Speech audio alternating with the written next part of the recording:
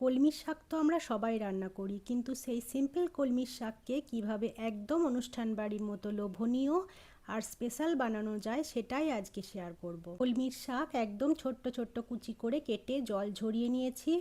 সাথে নিয়েছি ছোট ছোট টুকরো করে কাটা কুমড়ো, আলু আর বেগুন। কড়াইয়ে সর্ষের তেলে প্রথমে কয়েকটা বিড়ি কলাইয়ের বড়ি লালচে করে ভেজে তুলে নেব। ওই তেলেই ফোড়নে দেব হাফ চামচেরও কম কালো জিরে, একটা শুকনো লঙ্কা আর 8-10 কোয়া থেতো করা রসুন। ফোড়ন খড়ে এলে প্রথমে বেগুনের টুকরোগুলো দিয়ে 1 মিনিট নাড়াচাড়া করে কুমড়ো আর আলুগুলো দিয়ে মিডিয়াম আঁচে 2-3 মিনিট নাড়াচাড়া করব।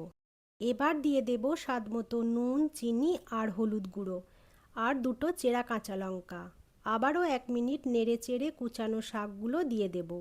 শাক দেবার পর 1-2 মিনিট নাড়াচাড়া করলেই আস্তে আস্তে শাকটা নরম হয়ে আসবে।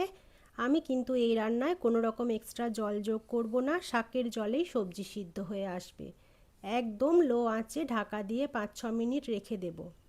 ততক্ষণে আমি হাফ চামচ গোটা জিরে আর 1 চামচ পোস্ত শুকনো খোলায় ভেজে ঠান্ডা করে গুঁড়ো করে নেব। এদিকে ফিরে আসছি 5-6 মিনিট পর। ঢাকা খুলে সবজি সিদ্ধ হয়েছে কিনা চেক করে নিয়ে প্রথমেই ভেজে রাখা কলাইয়ের বড়িগুলো হাত দিয়ে গুঁড়ো করে উপর থেকে ছড়িয়ে দেব।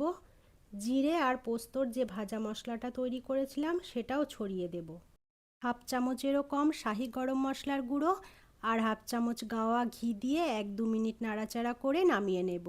এমন স্বাদ হবে যে একবার বানালে বারবার বানাতে ইচ্ছা করবে।